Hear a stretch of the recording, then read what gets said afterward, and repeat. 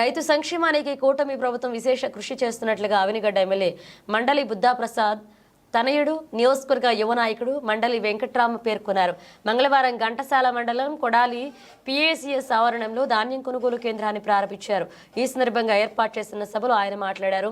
గత వైసీపీ ప్రభుత్వంలో 5 సంవత్సరాల పాటు రైతులు తీవ్ర ఇబ్బందులు ఎదుర్కొన్నారని, రైతులు ధాన్యం స్వయంగా విక్రయించుకోలేని పరిస్థితులు ఎదుర్కొన్నారని తెలిపారు.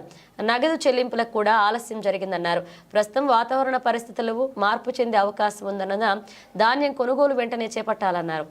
ఇంకెవరైనా లేట్ చేసినా కానీ ఆ సమాచారం మాకు వచ్చేస్తుంది. ఆ ఉద్దేశంతోనే ఈ జీపీఎస్ వెహికల్ అనేది ప్రొవైడ్ చేయడం జరిగింది.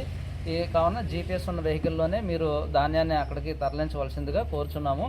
ఇలా చేసిన తర్వాత అక్కడ వాళ్ళు దించుకుంటారు.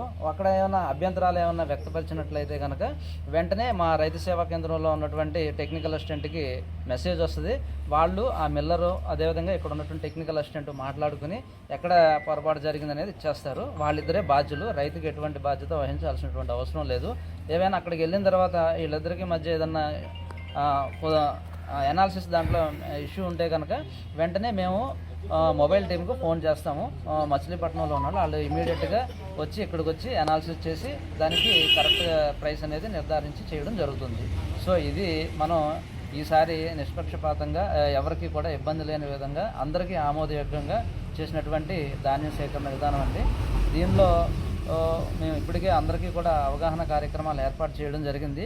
ఈ విధంగా చేసినాటికి వెంటనే 2 రోజుల్లోనే ధాన్యం తోలినటువంటి సరుకు తాలూకు పేమెంట్లు కూడా అటు ఇటు రైతు మాట్లాడకుండా జరిగిపోతుంది.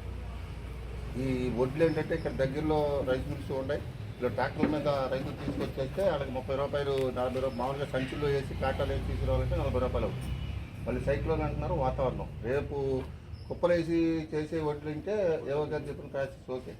ఇప్పుడు ఏం చేస్తారంటే సంచులు ఆల్రెడీ మిల్లర్ సంచులు ఇచ్చేస్తారు. మనం ఆల్రెడీ నోట్ చేసేసుకుని సంచుల ప్రకారం డైరెక్ట్గా మిల్లుకి తోలేస్తాం. అది రైతుకు కూడా బెనిఫిట్. కిందసారి గవర్నమెంట్లో ఆందోళన చేసిన కూడా రైతులకు దాని గురించి ఆ సిస్టమ్. అది కాకుండా ఇప్పుడు దీని వరకు పచ్చి ఒడ్డు ఎలా అయితే దగ్గరలో ఆ మిల్లుకి దూరం వెళ్ళే మాట్లాడుకుని తోలుకునే వాళ్ళు సంచుల్లో మీరు అన్నట్టు ఆందోళన చేసుకునే వాళ్ళు చేసుకుంటారు.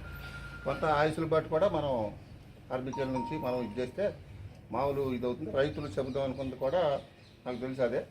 అలాగే ప్రతి ఒక్క ఆర్బీకేకిను ఇందాక ఏవో గారు చెప్పినట్టుగా మన ఇక్కడ ఆర్బీకేకి గుమ్మడి పనిని చేసాము.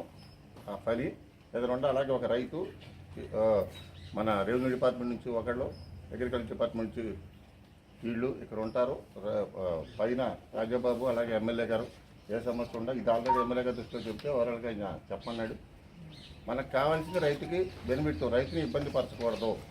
అధికారం ఏదైనా పైన ఉంటే టెక్నికల్గా చిన్న చిన్నవి ఉంటే మీరు మండల కమిటీ మాట్లాడవచ్చు. కలెక్టర్ గారికి సార్ కూడా ఇక్కడ ఏఓ గారు కానీ పెద్దలందరూ కూడా వివరించడం జరిగింది.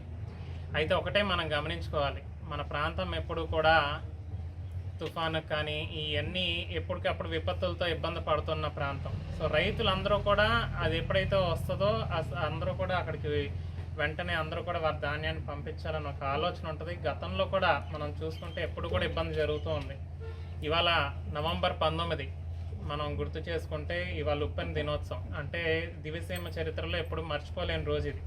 ఎందుకంటే సైక్లోన్ వచ్చి దగ్గర 10,000 ప్రాణాలు పోవటం, పొలాలు నష్టపోవటం అలా అన్నీ జరిగింది. అట్లా ఎప్పుడు ఏ సైక్లోన్ వస్తుందో మనకు తెలియని పరిస్థితి కనుక అధికారులందరూ కూడా ఎప్పటికప్పుడు అప్రమత్తంగా ఉండి రైతులు ఎప్పుడు అది పంపిస్తే వారికి వెంటనే స్పందించి అది తీసుకునే విధంగా మనం వాటికి వెంటనే డీలే అనేది ఉండకూడదు.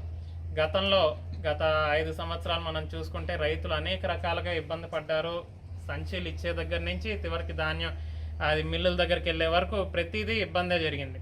ఈసారి కూటమి ప్రభుత్వం వచ్చాక అవన్నీ కూడా జాగ్రత్తలు తీసుకున్నారు. ఇప్పుడు ఏ మిల్లు అంటే ఆ మిల్లు రైతే ఎన్నుకునే విధంగా ఈరోజు ఏర్పాటు చేయడం జరిగింది. అదేవిధంగా మనకి వీళ్ళు ఎప్పుడైతే ఈ ట్రాక్టర్ల ద్వారా పంపించిన ధాన్యాలు ఇందాక మన కుమార్ రాజా గారు చెప్పినట్టు అక్కడ డీలే లేకుండా, ఎందుకంటే దాని యొక్క గ్రేడ్ అవన్నీ చెక్ చేసేటప్పుడు అక్కడ డీలేలు అనేది లేకుండా ఫాస్ట్గా చేసేందుకు, అదేవిధంగా రైతు ఎక్కడ కూడా ఇబ్బంది పడకుండా ఉండాలి. ఈరోజు రైతులకి కూడా మీరు గమనిస్తే అక్కడ ఫోన్ నెంబర్ కూడా ఇచ్చారు. జిల్లా కేంద్రాలు ఎక్కడైనా ఏదైనా ఇబ్బంది ఉందంటే దానికి ఫోన్ చేయొచ్చు. అదేవిధంగా ఇప్పుడు ఈ రవాణా ఛార్జీలు కానీ ఇవన్నీ కూడా ఒకవేళ కానీ వాళ్ళు తోలుకుంటే వారి అకౌంట్లో వేస్తామని కూడా ఈరోజు కూటమి